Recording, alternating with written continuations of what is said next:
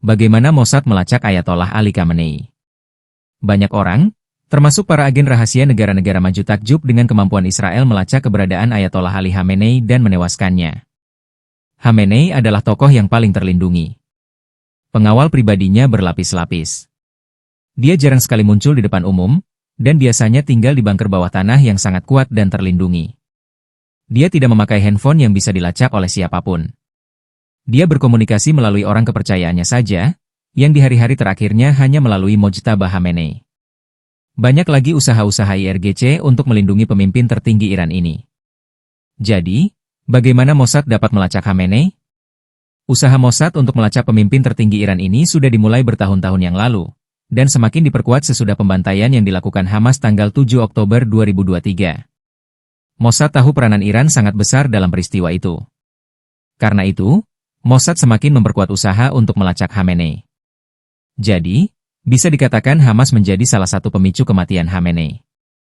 Sekarang mari kita bongkar bagaimana Mossad melakukannya. Di samping memanfaatkan agen-agen di lapangan, Mossad memanfaatkan berbagai teknologi. Di antaranya adalah kamera satelit, dan kamera pengintai yang dipasang pemerintah Iran untuk mengawasi rakyatnya sendiri. Ironis sekali memang. Beberapa tahun lalu Mossad sudah menghack semua kamera CCTV yang dipasang pemerintah Iran di berbagai tempat di seluruh wilayah Iran. Mereka sudah mengumpulkan banyak data visual dari kamera pengintai ini dan menganalisanya selalu bertahun-tahun. Kamera satelit yang dipakai Israel memiliki resolusi yang sangat tinggi, jauh lebih tinggi daripada yang dipakai oleh Google untuk Google Map-nya. Video yang dihasilkan sama kualitasnya dengan video yang diambil dari kamera handphone dari jarak beberapa belas meter. Karena itu mereka dapat menganalisa video-video yang dihasilkan dari kamera satelit mereka. Analisa yang dilakukan mencakup face recognition, voice recognition, gesture recognition, dan proximity analysis. Semua analisa ini dilakukan pada saat itu juga atau real time. Face recognition merupakan analisa yang paling mendasar. Program komputer membaca dan membandingkan wajah dalam video dengan koleksi data yang ada di komputer Mossad, dan memutuskan apakah wajah tersebut adalah wajah Khamenei atau tidak. Ini juga cara yang paling tidak bisa diandalkan, karena orang mudah sekali mengubah penampilan wajahnya dengan membuat penyamaran sederhana sekalipun. Analisa kedua, voice recognition, dilakukan dengan membandingkan suara di dalam video dengan koleksi data suara yang ada di komputer Mossad.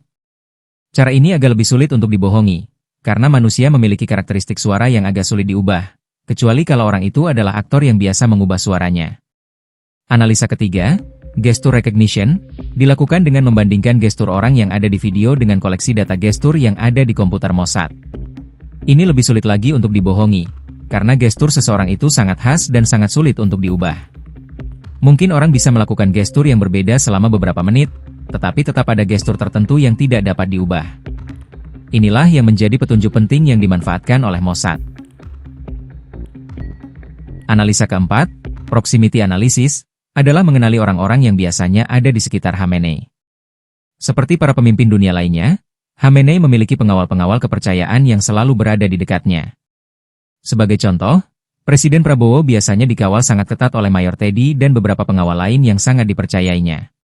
Bisa dikatakan di mana ada Mayor Teddy, besar kemungkinan Prabowo berada tidak jauh dari tempat itu. Jadi salah satu cara untuk melacak keberadaan Prabowo adalah dengan melacak keberadaan Mayor Teddy dan pengawal-pengawal kepercayaan Prabowo yang lain. Hal ini bisa dilakukan oleh Mossad melalui kamera satelit, melalui kamera CCTV di gedung-gedung yang memilikinya, dan melalui handphone yang dibawa oleh para pengawal pribadinya. Pada hari tewasnya Khamenei, seperti biasa Mossad sedang memantau keberadaan Ayatollah Khamenei melalui kamera satelit dan kamera CCTV di jalanan di Teheran.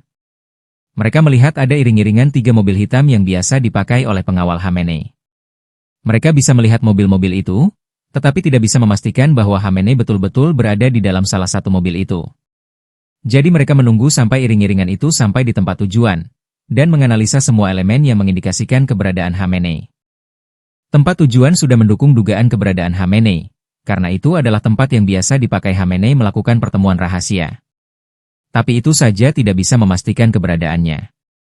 Faktor kedua adalah kedatangan beberapa mobil yang diketahui sebagai mobil para pejabat tinggi Iran ke tempat itu. Hal ini semakin memperkuat keyakinan Mossad tentang keberadaan Khamenei di tempat itu. Mossad mungkin sedang beruntung, karena 2 orang pengawal Khamenei bersama Mojtaba Khamenei keluar ke tempat terbuka, yang dapat dilihat oleh kamera satelit Israel.